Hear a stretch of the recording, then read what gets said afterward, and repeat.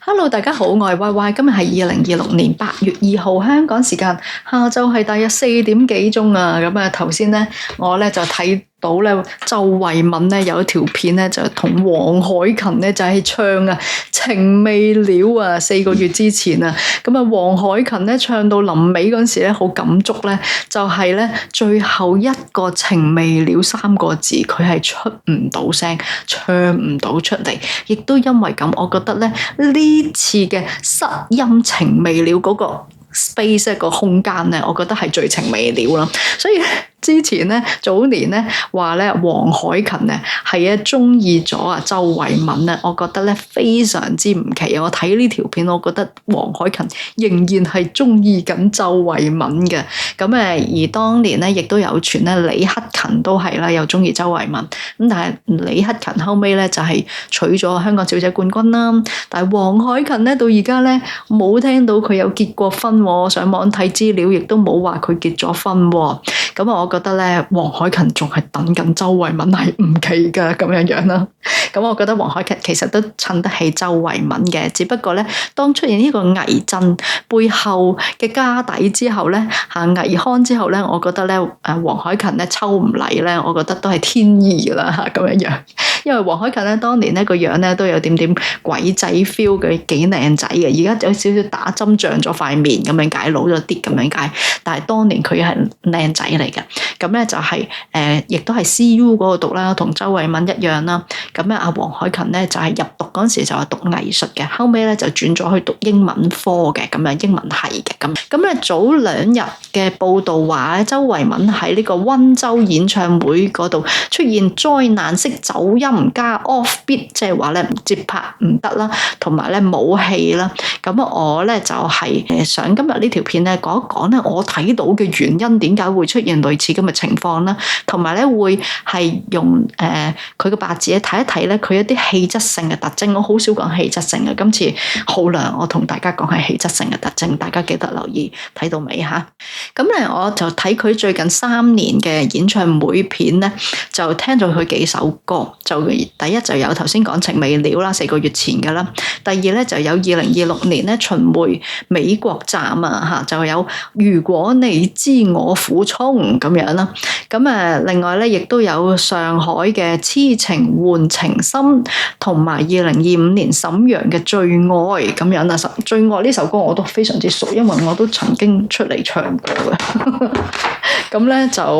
都唔係好難唱啊呢首歌嚇咁樣啦。咁而咧我就留意到咧，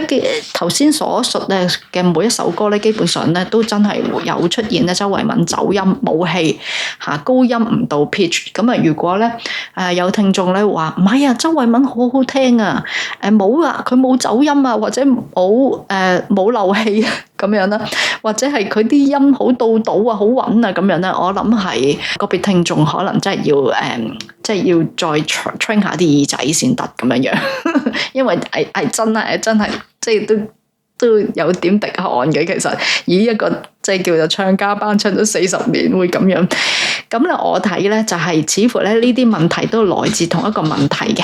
就以我即係嗰個唱歌嘅經驗啦，唔係好多，唔夠周慧敏咁多，但係咧我諗都識聽嘅，就係咧條腰紮得太緊，我覺得佢嗰啲晚裝咧唱歌表演嗰啲晚裝個腰位啊，佢裁剪得太貼啊，嗰啲物料咧亦都好挺身好硬淨。咁即係你好難同嗰啲布料鬥力啦。咁或者咧係嗰個 girdle 啊，即係嗰個腰封咧，嗰啲 rubber 啲橡膠咧太強啊，咁掹住佢焗住佢嗰啲聲喺裏邊咯。因為咧我哋唱歌其實咧好靠個胸腔咧去脹大咧嚟叫做胸腔咧以及個橫膈膜咧去讓路咧，係盡量令到咧成個胸嘅位咧就變成一個好似個波波咁樣嘅。咁其中咧要用埋個橫膈膜，因為橫膈膜平時咧就輕輕就係咁樣頂上，即係貼住個肺啦。咁但係咧，當我哋真係要俾力量嗰陣時，我哋 suppose 要將個橫膈膜咧就要推低，呢個咧要需要肌肉量啦，亦都需要嗰個肺咧夠闊大脹咁樣啦。大家有冇洗過豬肺啊？如果有洗過豬肺，就明白我講乜嘢咧。嗰啲水灌落去個肺嗰度，個肺係會脹大噶嘛吓咁樣。而家周慧敏咧，我覺得就係因為佢嗰個即係脹大唔到啊，俾啲嘢箍住咗啦吓咁樣樣。於是乎個腹腔咧，個丹田咧係完全受制，係發揮唔到，係零發揮。所以佢出現喉嚨聲就係咁。佢氣息咧只剩翻咧大約10% 到，大約係一啲好淺層嘅氣息，就係我呢條橫線以上出嘅氣息。咁下邊其實都未出到啊。咁其中佢譬如佢着嗰啲衫係譬如係半身嘅，淨係只係去到即係叫做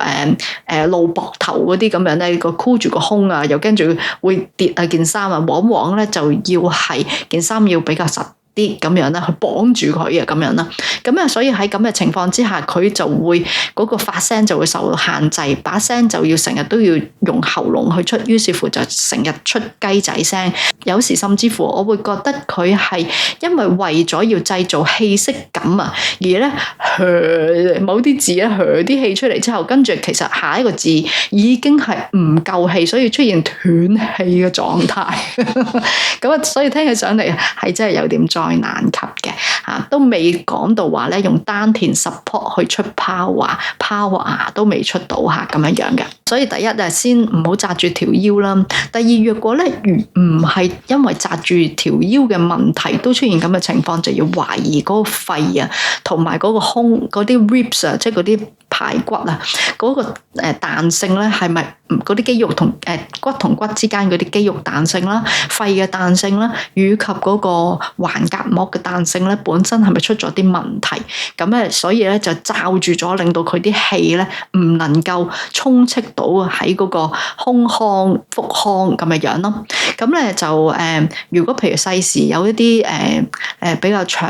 啲嘅問題，譬如話好似嗰啲哮喘啊嗰啲咁樣咧，都會有機會影響呢啲器官個彈性咁樣嘅。咁啊，以及我覺得咧應該要增肥啦，因為佢應該係都係仍然偏瘦啦，肌肉量唔夠力啊嚇，就去出嗰啲 power。即係你好似你抵抗啊嗰啲咁樣嘅 girdle 啊嗰啲 rubber 啊，即係嗰個腰封啊嘅橡筋啊，你都要夠力撐開個腰封㗎，咁你唔夠力咁啊，自然就啲氣入唔到去，亦都即係代表嗰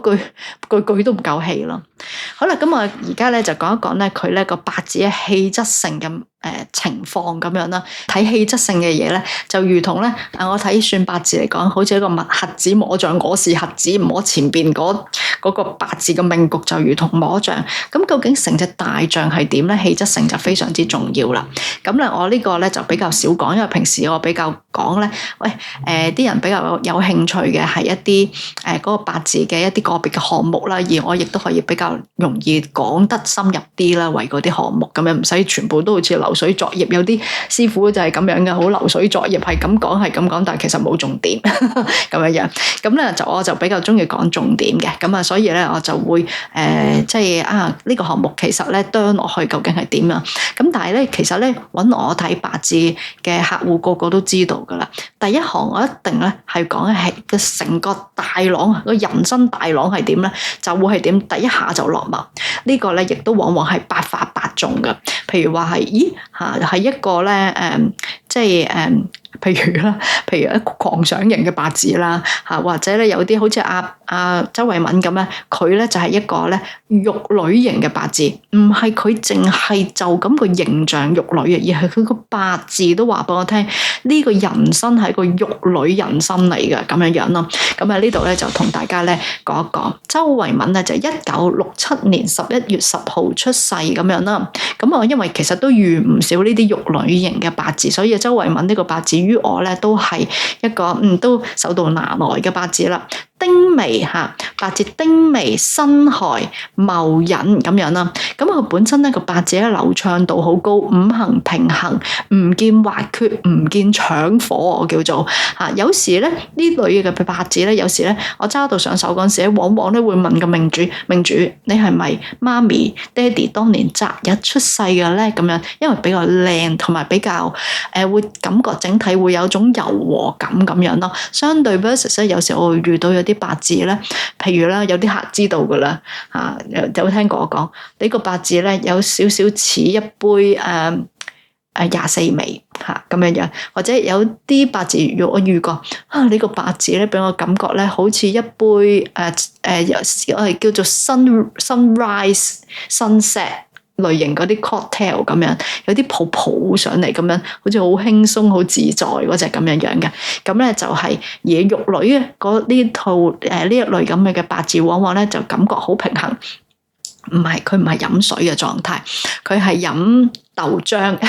嗰種狀態。好，咁咧就係戊土命嘅八字咧，月令咧就北透，五行流通啊，就如行雲流水，地支就多合木，成官煞，就成為佢嘅人生主軸嘅。往往咧呢一啲命咧都會出現咧，譬如咧嫁人啊，或者上司啊，都會同一啲藝術啦、文藝方向相關。咁好似佢咁樣咧，雖然佢歌藝就唔係高，但係佢總係留喺文藝系列裏面咧去生存生活嘅吓。莫論我哋大家有時講話究竟佢幾災難級都好，都仍然咧有好多人咧欣賞佢，亦都有欣賞佢嘅美貌咁樣啦。咁佢而家咧嫁咧就係嫁咗喺